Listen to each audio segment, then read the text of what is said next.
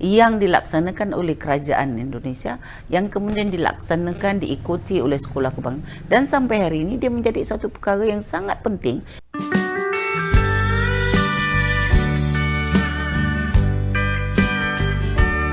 Assalamualaikum warahmatullahi wabarakatuh. Halo teman-teman, jumpa lagi di channel ini. Dan gimana nih kabarnya? Oke, mudah-mudahan buat teman-teman yang nonton video ini kabarnya selalu sehat dan selalu berbahagia bersama orang-orang yang dicintai. Dan jangan lupa dukung channel ini dengan cara like juga subscribe.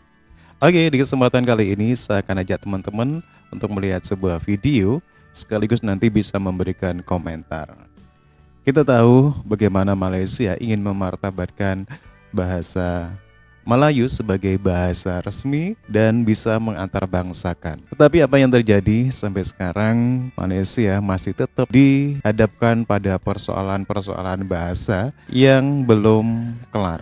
Dan seringnya bahasa Indonesia yang begitu kokohnya bisa menjadi bahasa persatuan, bahasa resmi di Indonesia, menjadi contoh, menjadi kiblat dari keberhasilan bahasa resmi suatu negara. Dan pujian-pujian itu pun datang untuk bahasa Indonesia. Oke, seperti apa? Kita akan lihat dulu sebelum kita berkomentar. Apa khabar perempuan, tuan-tuan semua? Saya harap semuanya sihat ya, tambah dalam bulan puasa ni. Okey, hari ini kita akan bincangkan tentang seruan ya yang amat berhormat Perdana Menteri kita Datuk Seri Ismail Sabri tentang memperkasakan bahasa Melayu sebagai bahasa kebangsaan dan juga bahasa Melayu sebagai bahasa ASEAN ya. Saya rasa cadangan ini memang bagus dan memang baik seruan ini, dan ini memang pernah diwujudkan juga beberapa ketika dahulu.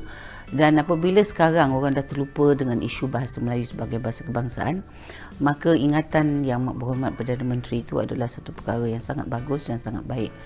Kita sebenarnya, kita jangan salah faham tentang perkara ini.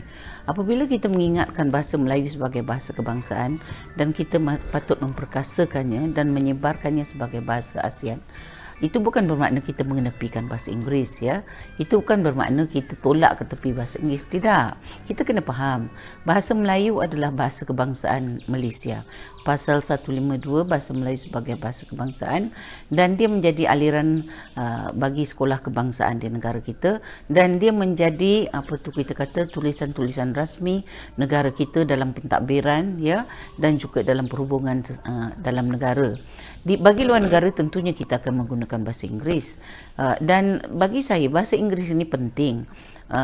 Tapi tidaklah sampai kita mencabar kedudukan bahasa Melayu sebagai bahasa kebangsaan, kerana kedudukan mereka ni berbeza. Nah, bahasa Melayu macam saya kata tadi adalah bahasa kebangsaan yang kita daulatkan sejak tahun 1954. Sebenarnya sebelum kita merdeka, saya ingat masa kajian saya, Datuk Onn Jaafar iaitu Presiden UMNO pada masa itu Datuk Onn Jaafar dah keluar UMNO, dia menjadi Presiden Parti Negara. Setiausaha Parti Negara, Setiausaha Parti Negara. Dan dialah dalam Dewan Undangan Persekutuan, dalam mesyuarat perundangan persekutuan 1994, dia telah mencadangkan ya supaya bahasa Melayu dijadikan sebagai bahasa kebangsaan. Banyak orang pada masa itu ya telah macam mementertawakan dia sebab kebanyakan mereka, hampir semuanya yang menjadi anggota Federal Council itu adalah English educated, termasuk juga Datuk Onn. Tetapi Datuk Onn mempunyai semangat kebangsaan yang kuat, sebab apabila merdeka, bagi beliau kita mesti menggunakan bahasa anak negeri ataupun bahasa daerah serantau yang telah menjadi bahasa apa kita kata asas daerah ini, iaitu di daerah Tanah Melayu dan juga pulau-pulau Kepulauan Melayu dan juga di apa kita kata kawasan-kawasan Indonesia dan sebagainya. Jadi bagi Datuk Onn ya, yang memang peka pada sejarah negara dan memang peka kepada kita kata proses nasionalisme negara ini, dia memang cadangkan bahasa Melayu sebagai bahasa kebangsaan apabila kita merdeka, dan ini dibuat dalam tahun 1954 mengikut saya jumpa dalam Hanzat ya, Hanzat Federal apa kita kata Gazette ya, Federal dalam kita kata ni proceeding ya dalam Federal Gazette kita. So bagi saya apabila didaulatkan bahasa Melayu sebagai bahasa kebangsaan pada tahun 1957, perkara itu adalah satu perkara lanjutan ya daripada apa yang telah dilakukan pada tahun 1954. Nah, kita sebenarnya tidak kita kata kita kena mendukung ekspresi negara ini. Kita bukan sebenarnya bercakap soal parti politik, tidak. Dan kita bukan bercakap soal bangsa di sini atau soal kaum, ya. Banyak orang yang tidak terima bahasa Melayu sebagai bahasa kebangsaan. Tetapi kita mesti ingat ini adalah negara Persekutuan Tanah Melayu yang dulunya nama Tanah Melayu, yang sebelum itu namanya Negeri-Negeri Melayu, yang sebelum itu namanya Kesultanan Melaka, ya, yang memang menggunakan bahasa Melayu sebagai bahasa apa kita kata pentadbiran, bahasa apa kita kata perhubungan antara warga negara dia, dan juga bahasa lingua franca, ya, dalam perdagangan pada masa itu. Jadi bagi saya bahasa Melayu ini telah mempunyai sejarah yang panjang, dan sejarah ini adalah suatu warisan kita, dan sebab itulah Dato' On dan telah mencadangkan perkara itu sebagai suatu warisan negara dan juga sesuatu yang kena dengan sejarah, dengan alam sekitarnya, dan juga dengan tamadun bangsa yang menjadi bangsa perdana, ya, di tanah Melayu, iaitu orang Melayu.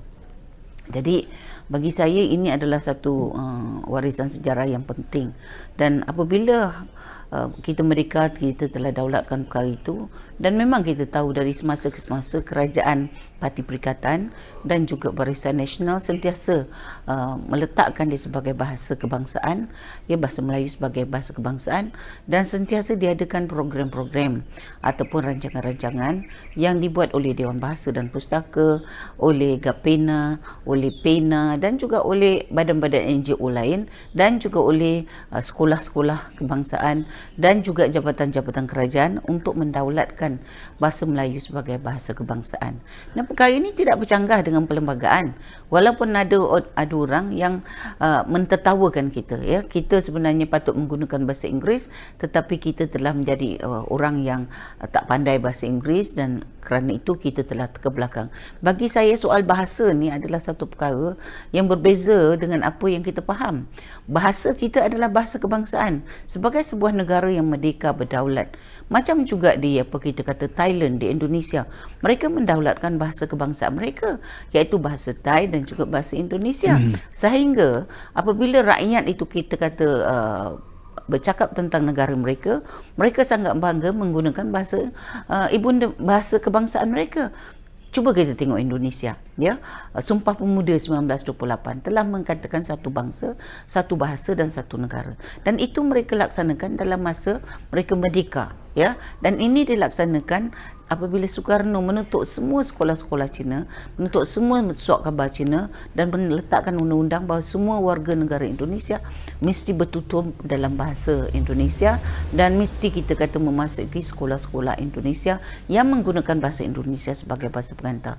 Begitu jugalah universiti-universitinya yang bukan satu, beratus universiti di Indonesia. Dan ini tak ada masalah. Dan hari ini apabila kita lihat, walaupun dia keturunan Tionghoa, tetapi di rakyat Indonesia, dia bercakap dalam bahasa Indonesia. Tak ada kekok, tak ada apa. Jadi bagi saya, ni satu perkara yang telah dilaksanakan mengikut satu dasar kebangsaan yang dilaksanakan oleh kerajaan Indonesia, yang kemudian dilaksanakan, diikuti oleh sekolah kebangsaan. Dan sampai hari ini dia menjadi satu perkara yang sangat penting kerana dia dapat menyatu padukan semua warga negaranya dan melahirkan satu sistem pendidikan kebangsaan yang satu, iaitu sistem pendidikan kebangsaan gunakan bahasa Indonesia, dan dia dapat melahirkan suatu kesetiaan, suatu rasa patriotisme, ya, kepada negara dia, dan dia bangga jadi rakyat Indonesia. Tetapi itu bukan bermakna bahawa mereka tak boleh bercakap bahasa Inggeris.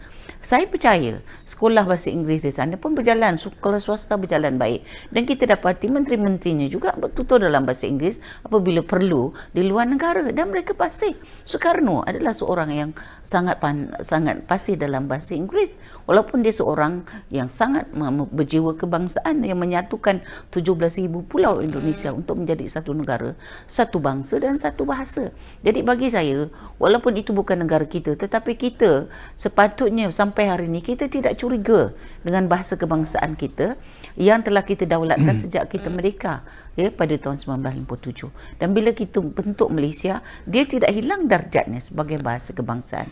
Jadi oleh kerana itu, seruan Yang Amat Berhormat Perdana Menteri kita adalah satu seruan yang mengingatkan kita kepada penggunaan bahasa Melayu sebagai bahasa kebangsaan dan juga sebagai suatu cara untuk menyatukan kita dalam semua wadah, dalam semua kepentingan dan dalam semua urusan, supaya kita rakyat Malaysia bersatu dalam satu bahasa, dalam satu negara dan dalam satu bangsa, iaitu Malaysia.